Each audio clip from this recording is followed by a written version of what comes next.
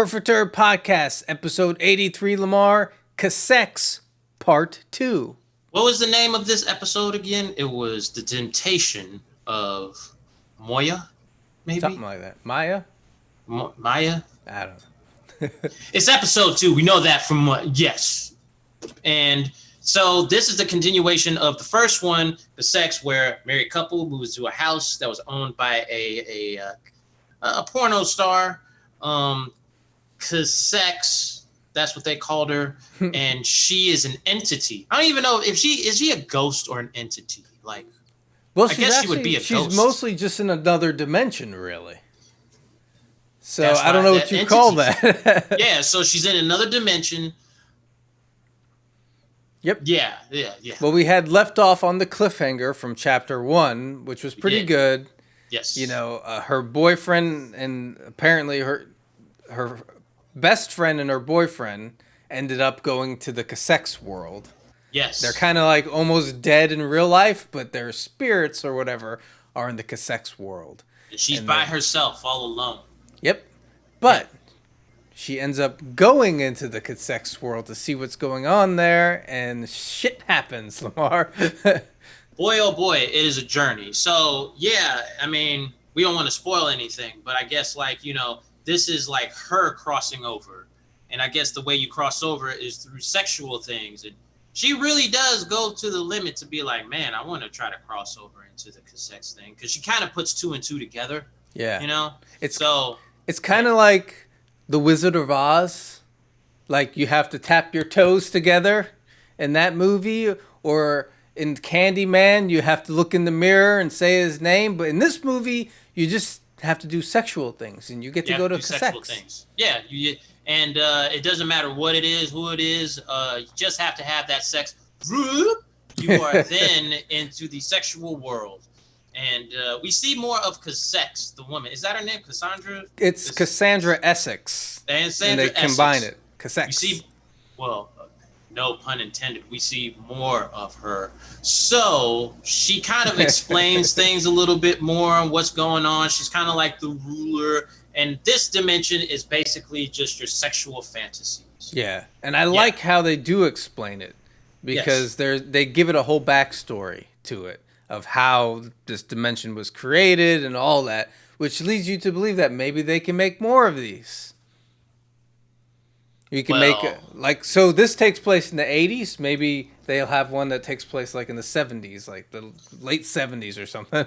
But we got to be careful because how far back can you go with pornography, Joe? Well, that's to true. The 70s. And then then would you jump back to the 90s? I don't know. We're giving them ideas. This is our fan fiction for Cassex. That's what it is. Now, you know where I'm going. I know where you're going because I was going to ask for it. Lamar always has wonderful insights and overthoughts for me. Let's hear them. This piece of art is, the underlying theme is women's liberation through sex. Because I guess we can kind of spoil the first episode because, you know, some time has passed. Her husband sleeps with, you know, her friend. Yeah. So he's pretty much been disloyal. She was trying to be the goody two-shoe and everything like that. That is representative of how women are caged in their sexuality to like one man, this cage of, you know, being in marriage and everything like that. But the man controls it. Or he just doesn't care and just, you know, throws his marriage away. But because sex is a representative of the 80s, you know, porn landscape. What happened in the 80s, Joe? Do you know what happened? Even though I'm not really a historian. And I was born there. This. Well, yeah, 88. 88 doesn't really count as the 80s. Not that much, you know. In the 80s, there was, I think, the no-fault divorce thing going on. And I think... really going deep with this. I think the 80s, they go back to the 80s, even though it's probably because everything now is the 80s. Mm-hmm. We always reference the 80s. It is a reference that was a big step after the 70s of women kind of separating from the traditional grow up, get married. Now, if you get married, you have a choice if it's not working out for the woman or the man that you can break away. It's breaking the chains. That's why this is an 80s themed thing. And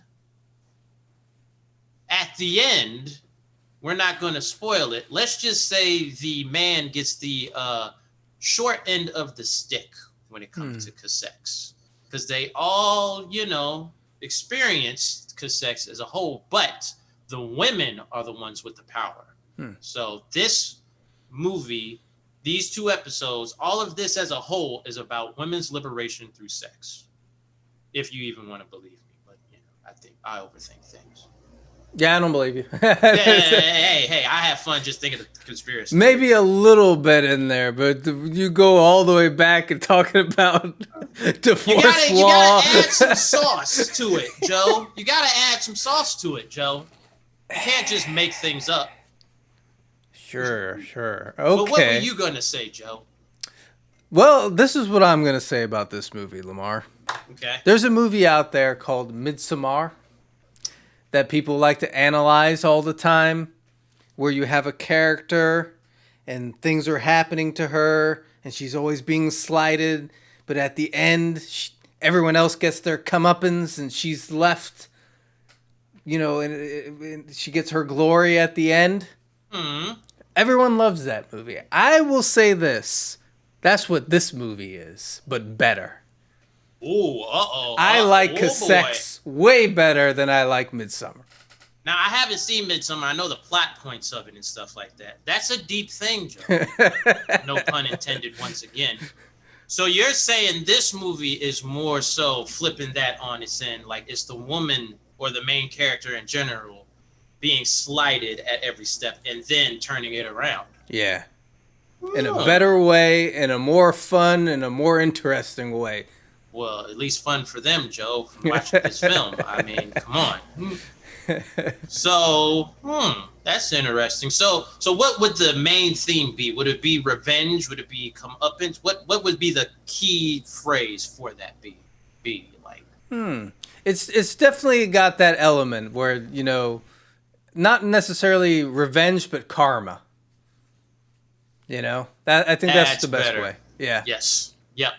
All right. Well, what are we rating this? Are we rating this part by itself, or are we rating the 2 movies as a whole now that we've seen both chapters? I will say this. Let's rate them as a whole. Okay.